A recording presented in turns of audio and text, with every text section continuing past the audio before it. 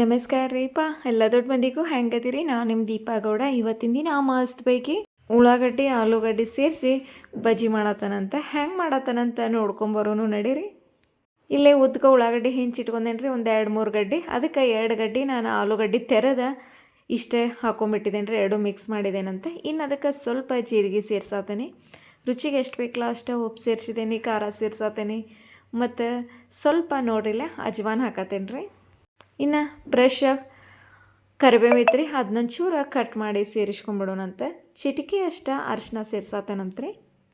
ನಾನಿಲ್ಲೇ ನೋಡ್ರಿ ಇಲ್ಲಿ ತೋರ್ಸಾತ ನಿಮಗೆ 1 ಕಟೋರಿ ನಾನು ಕಡ್ಲಿ ಹಿಟ್ಟು ಸೇರಿಸಿದ್ದೇನಂತ. ಇಷ್ಟಾದರೆ ಇದಕ್ಕೆ ನೀರು ಹಾಕೋದು ಬೇಡ್ರಿ, ಎಲ್ಲ ಮಿಕ್ಸ್ ಮಾಡ್ಕೊಂಬಿಡೋನು.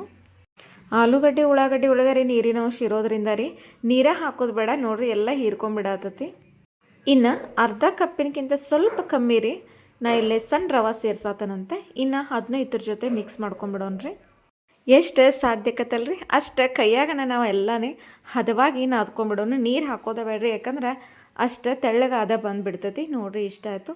ಇನ್ನು ನೆನೆಸೋದದು ಏನೂ ಬೇಡ್ರಿ. ಏನು ಕಾದಿತ್ತಪ್ಪ ಅಂದ್ರೆ ಪಟ ಪಟ ಪಟ ಅಂತ ಸಣ್ಣ ಸೈಜ್ ಸಣ್ಣ ಪಕೋಡ ಬಿಟ್ಬಿಡೋಣಂತ ನಡೀರಿ. ಮಳೆಗಾಲದಾಗ ಮತ್ತು ಚಳಿಗಾಲದಾಗ ರೀ ಎಷ್ಟು ಥರ ಪಕೋಡಗಳನ್ನ ತಿಂದರೂ ಕಮ್ಮಿನ ಅನಿಸ್ಬಿಡ್ತೈತಿ. ಹಂಗೆ ತಿನ್ಕೊಂತಾರ ಪಕೋಡನ ಆರಾಮಾಗಿ ಮಾಡ್ಕೊಂಡು ತಿಂದ್ಬಿಡೋನು ಅಂತ. ಯಾಕಂದ್ರೆ ನಮ್ಮ ಟೇಸ್ಟಿಗೆ ತಕ್ಕಂಗೆ ನಾವು ತಿನ್ನೋದ್ರಾಗ ಏನು ಹೊಕ್ಕತಿ ಹೇಳಿ ನೋಡೋನು. ಹಾಂ, ಇನ್ನೊಂದು ವಿಷಯ, ನಿಮ್ಮ ಬಿಸಿ ಲೈಫ್ ಒಳಗೆ ನನಗೋಸ್ಕರ ಒಂದು 5 ನಿಮಿಷ ಟೈಮ್ ಕೊಟ್ಟು ನನ್ನ ವಿಡಿಯೋ ನೋಡ್ತಿರಲ್ಲ, ನಿಮ್ಮೆಲ್ಲರಿಗೂ ನನ್ನ ಕಡೆಯಿಂದ ಥ್ಯಾಂಕ್ ಯು ಸೋ ಮಚ್ ರೀ. ಇದೇ ರೀತಿ ಸಪೋರ್ಟ್ ಮಾಡ್ತಾಯಿರಿ. ನೋಡಿರಿ ಫೈನಲ್ ಆಗಿ ಎಲ್ಲ ಬಜ್ಜಿ ನಮ್ಮ ರೆಡಿ ಅದು. ಈ ರೀತಿ ಒಂಚೂರು ಕಲರೆಲ್ಲ ಚೇಂಜ್ ಆಗಲ್ರಿ. ನೋಡಿರಿ ಇವನ್ನ ಏನು ಒಮ್ಮೆ ಬೇಯಿಸಿ ತೆಗಿತೇವಲ್ರಿ, ಮತ್ತು ಎರಡನೇ ಬಾರಿ ಇನ್ನೊಮ್ಮೆ ಬೇಯಿಸ್ಕೊಂಬಿಡೋನು. ಯಾಕಂದ್ರೆ ಅಷ್ಟೇ ಕ್ರಿಸ್ಪಿಯಾಗಿ ನಮಗೆ ಬಂದುಬಿಡ್ತಾವೆ. ಒಮ್ಮೆ ಬೇಯಿಸಿ ತೆಗೆಯೋದಕ್ಕಿಂತ ಇನ್ನೊಮ್ಮೆ ಮತ್ತು ಕಾದ ಎಣ್ಣೆ ಒಳಗೆ ಬೆಂದಿದ್ದು ಮತ್ತು ವಾಪಸ್ ಹಾಕಿಬಿಡೋಣಂತ್ರಿ. ನೋಡಿರಿ ಇಷ್ಟ ಹಾಕಿದ್ದೀನಿ.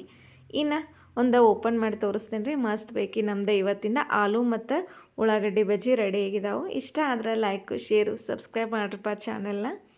ಇನ್ನೊಂದು ವಿಡಿಯೋದಾಗ ಮತ್ತೆ ನಿಮಗೆ ಭೇಟಿಯಾಕನಂತ್ರಿ. ಅಲ್ಲಿವರೆಗೂ ಬಾಯ್.